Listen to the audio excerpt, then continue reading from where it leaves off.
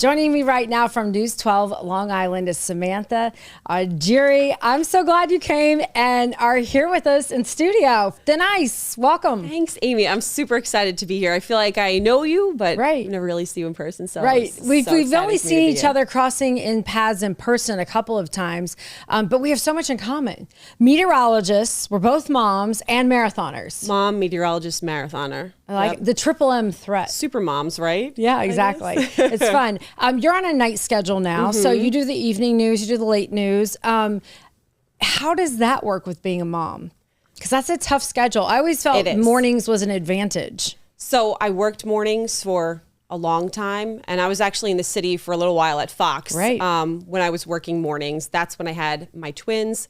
But the hours were a little off. Like I was going to bed at like 9 o'clock at night, waking up at 1 o'clock in the morning, working all morning, coming home with the kids all day.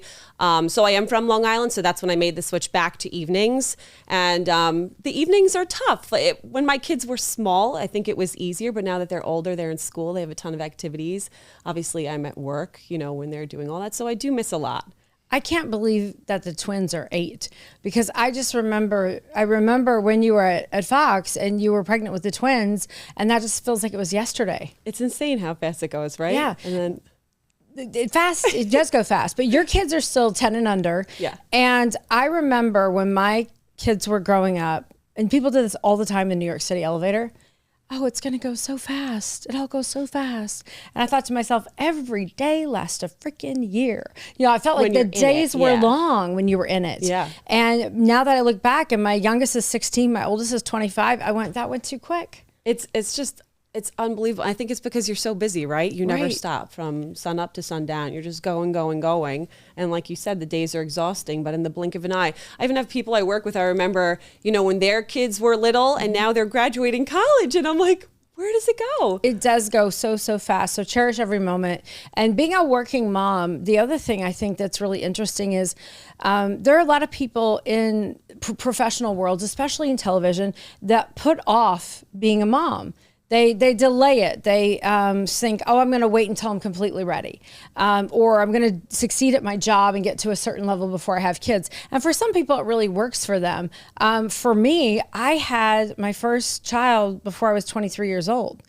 And so that was pretty young. So when did you start on TV? When was your first job? I was 19, 20 years old. 19. Yeah, so coming right out of college. Where was your first job? It was right out of college. I went from Utah, Brigham Young University, to Los Angeles, KTLA Morning News. And my first official on-air job was in Portland, Oregon. And you just had your babies then, or how old were they? Yes, right then he was given board. What was it like just getting in? Because when you first get into the business, it's wild. I feel like you're working every shift. You're doing all the jobs, and you're working weekends, holidays, all hours around the clock. So how do you do that with a baby? That was hard. But I worked mornings, and so I could leave the house at like 4 or so, and then I would come back, and I'd be back by noon. I mean, also at that time, there wasn't the demand that there is now. I mean, you're probably going in, you're doing every single afternoon and the late night news.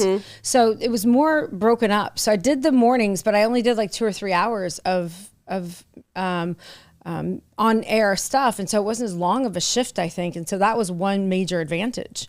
I remember too because I've worked all the different hours. When I did work mornings for a while, some of the women that I worked with at News 12 Long Island, my first go around, they always said like, to be a mom and to have that family, like we really need to work the morning show, that it just is easier to kind of be there and be present.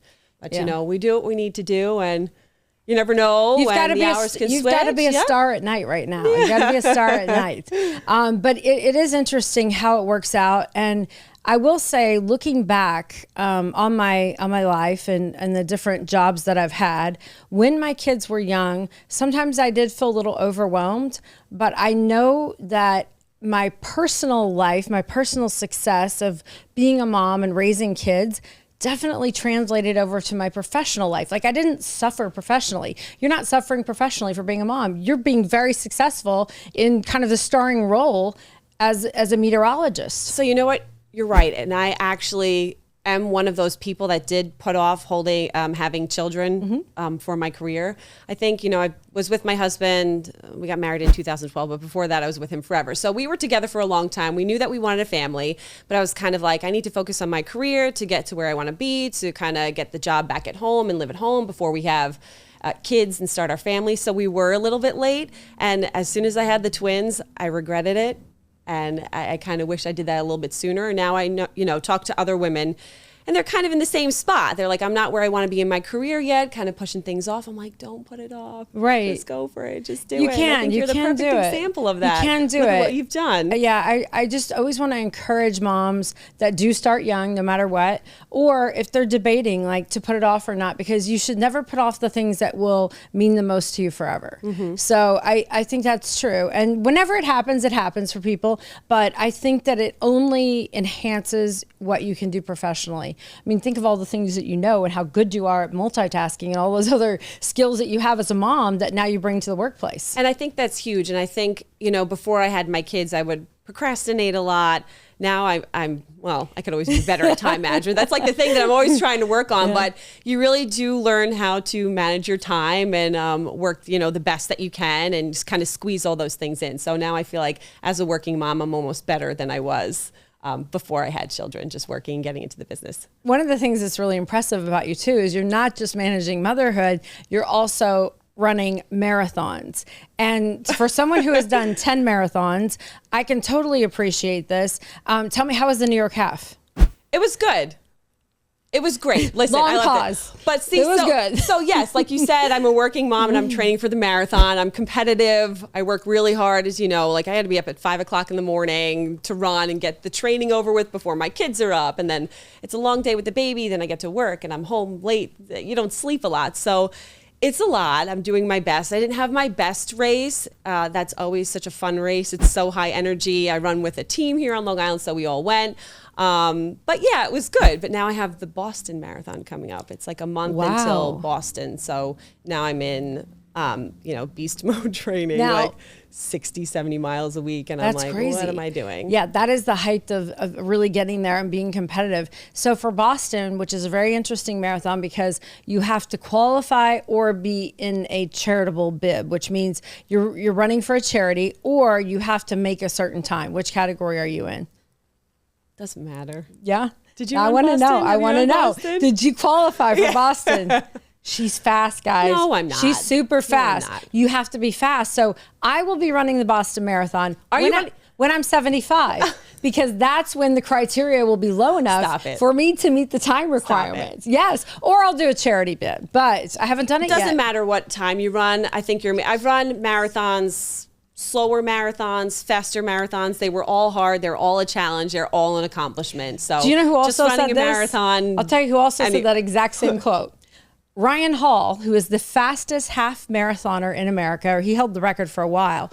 I talked to him about the same thing, and I was telling him, well, I'm out there twice as long as you finishing the half marathon. I said, you're back to the hotel. You've had a shower and a meal before I'm finishing. And he's laughing, and he's kind of saying, yeah, but he goes, but honestly, what you do is harder. I could never run that long. Time on your feet, right? No, yeah. So he also said it's funny. But, it's incredible to have that skill set. And I think that marathoning not only is a great health, and it's a great physical accomplishment, but man, it's a way to mentally de-stress. That's the thing for me. Like even my parents a lot will say like, take a step back. You're crazy. Why are you doing this? But I'm like, I need that run in the morning kind of to get out and just like unload all the stress, just freshen my head and kind of get ready for the day. Sometimes I'm like, I can't get up this morning, let me sleep in an hour. And I always regret it. I never regret getting up and getting out the door, but I always regret when I don't do it. Yeah, that do you feel the same way? Yeah, and there should be a t-shirt or something like that. We should make a poster to tell everybody of that particular thing. Let's talk a little bit about weather. So we covered mom, we covered marathoning. By the way, do you have a goal for Boston? I do. Okay. Sure. Well, I didn't hit my goal in the half, so I don't like talking about goals. Okay. All right. You don't have to. Okay. But she is fast, and I would follow her to see if she can see. Thanks, Amy. It's incredible. Thanks. And you run with a team. What's the name of the team you run with? Long Run Crew. And I'll tell you what, I've run about 20 marathons. I did 2 50-mile ultras. I did Ironman. I did most of my marathons in my 20s when I was younger. Mm-hmm. I think my first one was like a 4-hour marathon. I've done even 4.5. But running just with this group, just training differently, not even really harder, but just differently and kind of learning how to train properly. I've cut over an hour off my marathon time. Wow. Which is incredible. I'm not spending more time, running and working out. It's just training differently and smarter, but not harder. That's amazing. So That's really that's cool. what this group has done for me. That's awesome. That's totally incredible. I think like the running community is so special, and it's great to be part of a group of people that motivate you and yeah, it's awesome. Train What like that. different marathons have you done? Have you done mostly New York, Boston types, or have you gone other places? Done New York, Boston. My husband and I wanted to run a marathon in every state, which we were doing pretty good. I think we have 10. You need 10 states to be a part of the 50 Marathon States Club. Right. But then with work and we had kids, so I had a lot of repeats in like New York and so maybe you'll pick it back up at some time and finish your list. If my legs are still working. Yeah. At that point. That's great. That's good. So as far as meteorology, here in New York, things are just so fascinating because the weather, we definitely have 4 seasons, but sometimes the seasons don't follow the calendar. I was just thinking about this as we're switching over. It's like sometimes winter, spring will give you that false fool's spring, and then we're right back into looking at winter, and it's not quite safe. And the reason why it's important for New Yorkers to know the difference is because you're dressing differently. You switch over your closet and all the things because we're limited with space and that sort of thing. So as you sort of make, forecast this time of year, does it feel a little tricky because you see a warm day and you're like, okay, we're getting there. Well, just like the other day, what was it, 65 degrees? So I was like, I'm wearing shorts. Right. And now today it's cold again. So, and I'm the type of person, once I get to shorts, once I get to that level, I don't want to go back. But, it's March. So that's what March is. One day you're near 70, the next day you're near 40. So this is, I think like most of our viewers, most of the people around here get that. But it also feels like the seasons have changed the past couple of years. It's more of just kind of like summer and winter. Now we're in that transitional period where you get like a winter day and then almost summer like day. And it is tough. It is challenging. The puffy coat can never go away, it feels like. It's like you have to have it on standby. Do you have some favorite things you like to do in New York? Since you live on Long Island, I'm assuming that you like the water. The beach. I mean, we grew up going to the beach. I think that's where my love of the weather first came. My dad was always taking us to the beach. I was an ocean lifeguard for a very long time. We lived in Long Beach End for a long time. We're surfers, we're water lovers. And just to see storms when they roll in, we'll get those cold fronts in the summer, and to see them roll in on the beach, it's just, have you seen? Oh, of course. Incredible along the horizon with the shelf clouds that come in, the wind, the lightning, everything. It's just, and to experience it on the ocean, to see the waves too, like it's awesome. That's my happy place. We have to talk about you being an ocean lifeguard. Was that when you were growing up, like your summer job, or? Yeah, in my teens and 20s, it's how I met my husband. So yeah, those were the best summers of my life. We got paid to work out, we got paid to hang out with our friends, and we were doing some good. It's a really hard job. I've seen some of the teams train. What beaches did you do? And kind of explain to people, it's much different than a pool lifeguard. It's not just working on your tan and sitting in a chair. It's a lot different. It is. So we were at the town of Hempstead beaches, so Point Lookout to Lido Beach. They put you through a thing called rookie training, where it's 2 weeks where you're just swimming and running all day long and working on rescues.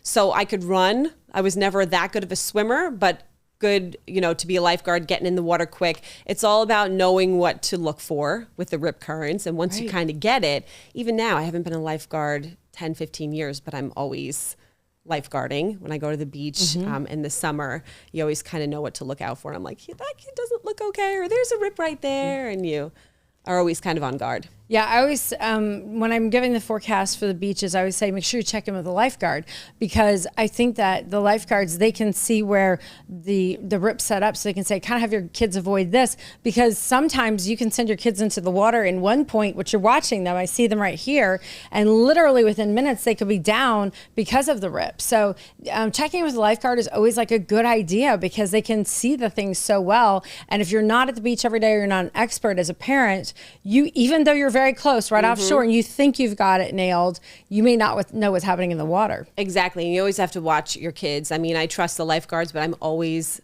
there at the water's edge watching my kids. And like you said, asking the lifeguards, they know when the tides are coming in and out and how the water moves. So that's always the most important thing. I think we get these warm days that pop up. People want to go to the beach. They want to dip their toes in, kind of get in. And you really, when there are not lifeguards on duty, it's just not a good idea. Yeah, that's good advice. Now, as you move forward kind of in your career, are there things that you haven't seen as a forecaster or weather experiences? Because you forecasted for Hurricane Sandy. You've been here for big snowstorms. You've been in the meteorological driving seat, if you will, for other big events. I mean, we had the sky turn orange. That was insane with the wildfires from Canada. Is there anything that you like in particular to forecast, or that you're like, wow, haven't seen this yet? I think what you just said is seeing different things. 10 to 20 years ago, I feel like it was a lot of big snowstorms, tropical kind of events. We haven't really seen that in a few years past, but like you said, the wildfire and the smoke in the sky, that was wild. In the morning, you could smell it. I remember I was running out on the track. By the time I got to work, the sky was orange. We've never seen that. And then, do you remember when we had the Northern Lights too? That was right. A couple months ago. Insanely beautiful. I was like, it says it's a G7 storm. Let me just go up on our roof at work and look. And I went outside and the sky was literally pink and purple and I could not believe my eyes.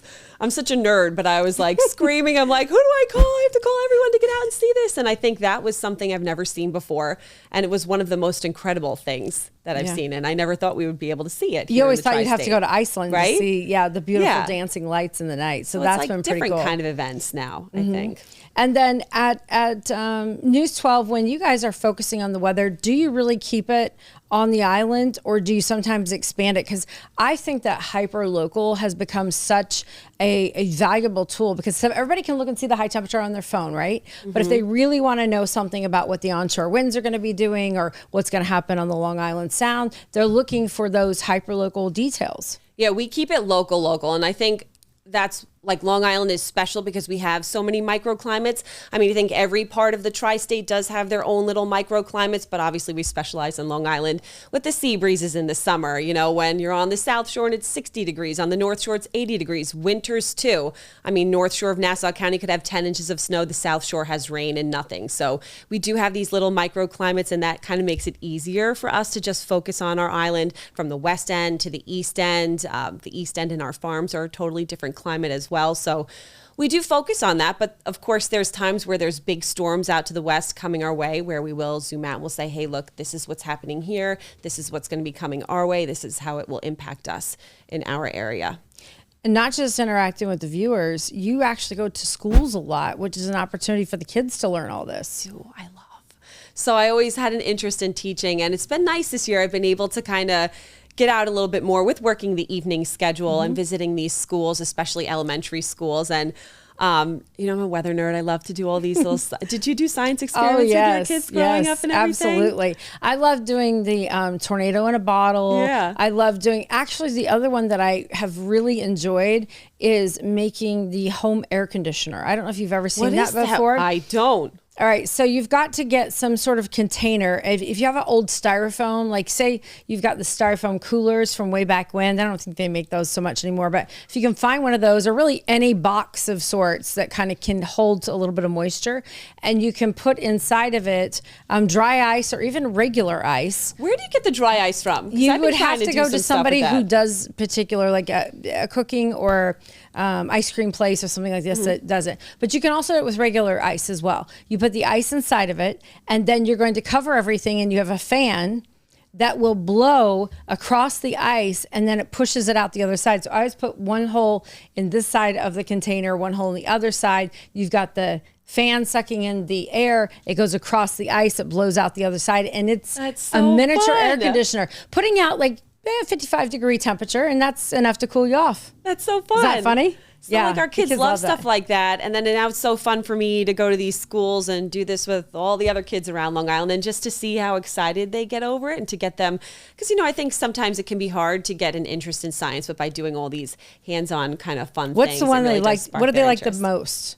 As far as So there's something I have that shows like how hot air rises, cool air sinks. It's like a little tea bag when you light it on fire, but when the flame goes out quickly, and then when it heats up, it will fly all the way up to the sky, and then it cools down and it sinks, and they always scream and they get so happy.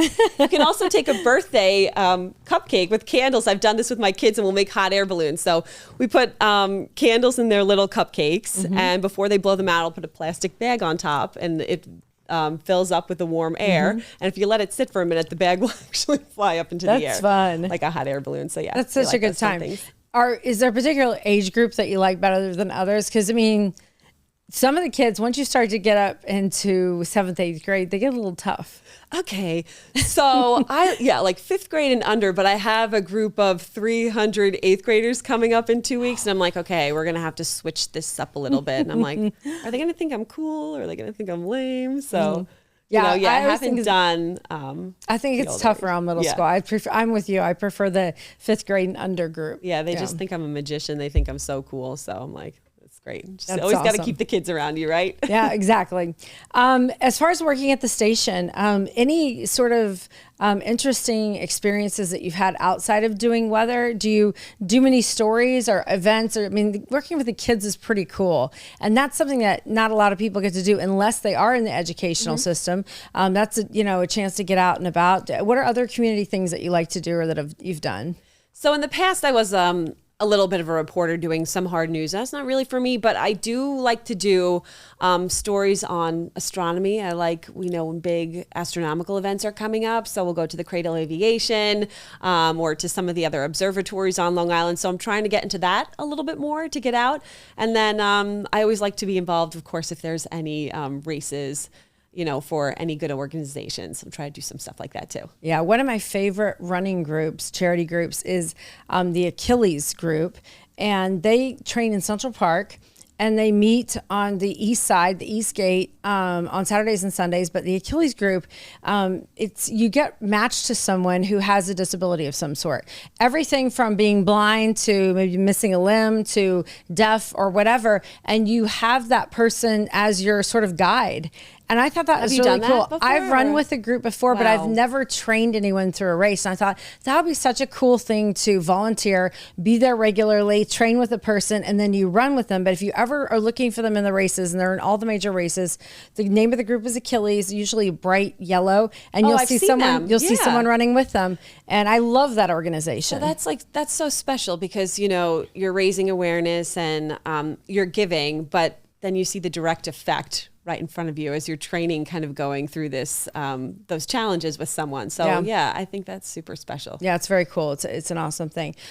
Before we wrap up, I wanted to see, is there anything you want to talk about or anything that you maybe, as far as being a mom, a meteorologist, a marathoner, anything that is the biggest challenge or the biggest success that you seem to have found? So sometimes it's like there's crazy things that you overcome, or you're like, geez, I was able to accomplish this despite having so much going on.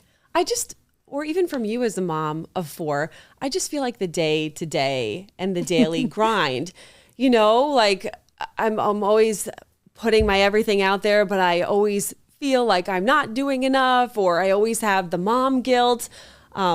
So anything inspire you? How do you go about? Women like you inspire me. No, to see other women in the business that are going through the things and doing the amazing things that you have done, and other women with multiple children. But I always say too, whether you have 1 kid, 2, 3, 4, I think just being a working mom is just a challenge, and it's just an incredible thing. Yeah, it's once you're making the sacrifice in a small way, you're there, you're doing it all the way around. So kudos to you. Thanks. You and too, Amy. Shout out to all the women out there that you're inspiring. And, a lot of people are looking and saying, hey, well, if she can do it, then I can too. So that's what we go for, right? I will be seeing you from the back on the racetrack because I'm not as fast as you. I can't wait to see you in Boston. Continue. Yeah, I'll continue to watch your success. But it was so lovely to talk to you and see you. And I wish you all the best. Thanks, Amy. This is so special for me.